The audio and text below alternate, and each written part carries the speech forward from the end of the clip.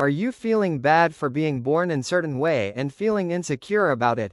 Then this message is for you. We may be born with features or conditions that others see as flaws.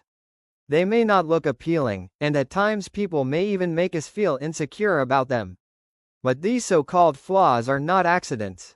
God allows them so that His work can be revealed in our lives, and so He can use us for His greater purpose. In the Gospel of John, chapter 9, we read about a man who had been blind since birth. The disciples wondered whose fault it was, his own or his parents'. But Jesus explained that it was not because of anyone's sin. Instead, this man's blindness existed so that God's works might be displayed in him.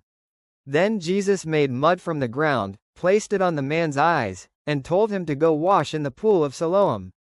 The man obeyed, and he returned with his sight restored. This story shows us that what looks like a limitation to people can actually become the stage where God's power and glory are revealed.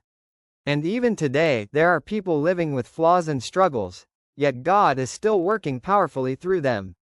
We see a similar truth in the life of Amy Carmichael, a missionary.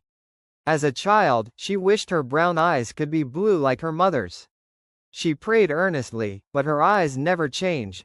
When she told her mother, she was lovingly reminded, God always answers prayer, but sometimes His answer is no.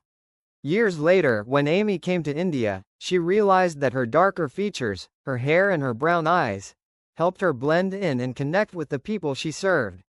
What she once thought was a flaw was, in fact, God's intentional design for her calling. And now, let's think about ourselves.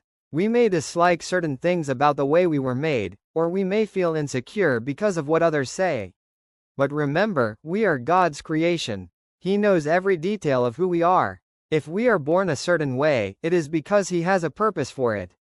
The scriptures remind us, Thine eyes did see my substance, yet being unperfect, and in Thy book all my members were written, which in continuance were fashioned, when as yet there was none of them. Psalm chapter 139 verse 16. Before I formed thee in the belly I knew thee, and before thou camest forth out of the womb I sanctified thee, and I ordained thee a prophet unto the nations. So, don't look at your flaws with shame. Instead, trust that God can use them for His glory.